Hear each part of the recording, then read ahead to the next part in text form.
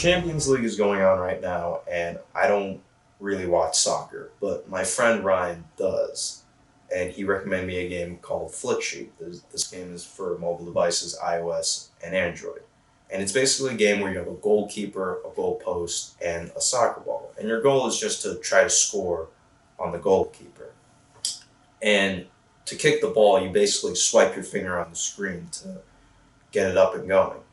Now, the interesting thing is that after the initial swipe, you can actually swipe your finger on the screen again to make the ball curve to the side, up or down. Now, I was curious to see if I could try to recreate the single player aspect of this game. Basically, when you play up against an AI, that gets incrementally more difficult to score on as you score more goals. And I want to try to do this in one weekend for iOS devices.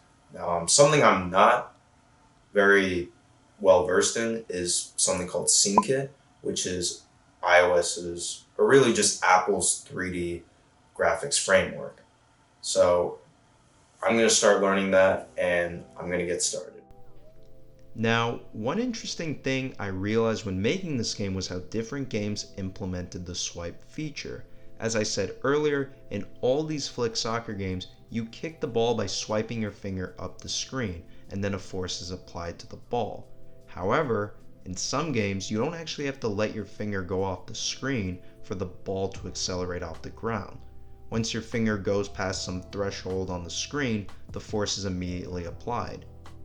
In other games, the force isn't applied to the ball until your finger is released off the screen.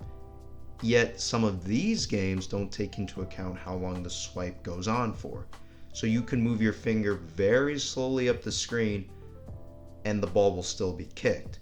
In our version of Flick Soccer, we not only take into account the release of the finger, but also the time duration of the swipe, so that to kick the ball, you have to swipe the screen quickly. Let us know in the comments on how you think it should be done. Just a quick note on the camera movement, we took a lot of inspiration from Flickshoot and liked how after the ball was kicked, the camera simply moved gradually towards the goal and the sky while following the ball from behind. One thing that really caught us by surprise was how different the game ran on a real device versus how it ran on the simulator. The reason for this huge disparity was that the simulator runs SceneKit using software rendering, which involved using the CPU and no graphics hardware. This explains the poor performance on the simulator. So on the phone, the game ran on the physical device's GPU, leading to a huge improvement in the performance.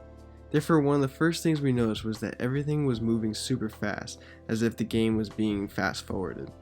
And because of this, the very first time I ran the app on my phone instead of using the simulator from Xcode, the app looked like it was in super speed. When I would flick, the ball would go so fast into the goal, you couldn't even understand what was going on.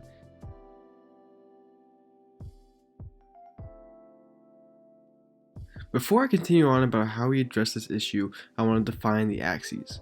The x-axis is side to side, the y-axis is up and down, and the z-axis is toward the goal and away from the goal.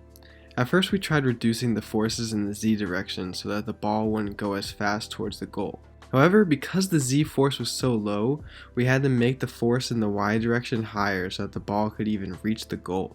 The result was a force that was large in the y direction and small in the z direction, creating a high arc ball as seen in the basketball clip above. We even messed around with the properties such as the mass of the ball, making it lighter, as well as the world's gravity, making it smaller. All of this was done to make the ball slow enough to be seen while still reaching the goal. Unfortunately, all that work was kind of a waste because we ultimately changed the force back to what it was before, high in the z direction and low in the y direction, to simulate that low arc shot you see in other games like Flickshoot. But what other games like Flickshoot do is slow down the speed of the physics so that a very fast ball does not look very fast. So that's exactly what we did. Lastly, the AI of the goalie is pretty simple. It follows the ball in the x direction and jumps if the ball gets to a certain height in the y direction. As you score more, the goalie gets faster in the x direction. The hardest difficulty of the AI is reached after you score 20 goals in a row. At this point, the goalie can't get any faster. We encourage you guys to try to beat the AI by either visiting our source code link in the description below, or who knows, the app may even be on the App Store, so check the description for that too.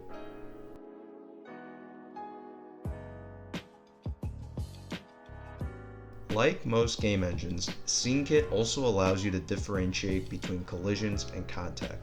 This was so important because we needed to be able to tell when a goal was made or when the ball went out of bounds by using a transparent box to detect contact, but not collisions. Collisions, on the other hand, were actually noticeable when the ball bounced off the goalpost, the net, and the goalie. A tip for people starting out in SceneKit: whenever you rescale an object with a physics body, try recreating your physics body if you use the SceneKit editor for that part by setting it to none, then back to static, dynamic, or kinematic. This gave me so much trouble.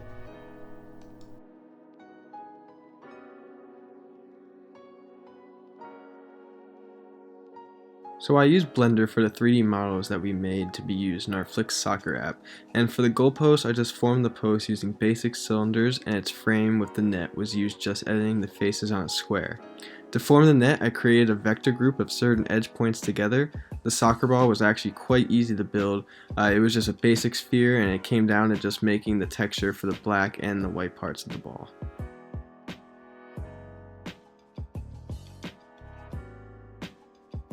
Huge shout out to Brian Advent for making a great tutorial on using SceneKit.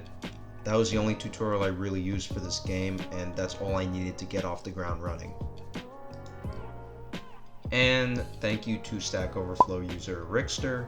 Every time I googled a question and found something on Stack Overflow, this guy would always be there, whether it was an answer or a comment. If you guys enjoyed that video, then please like, comment, and subscribe. And our social media links will be in the description below, as well as the GitHub link to our code. And as always, thank you for watching.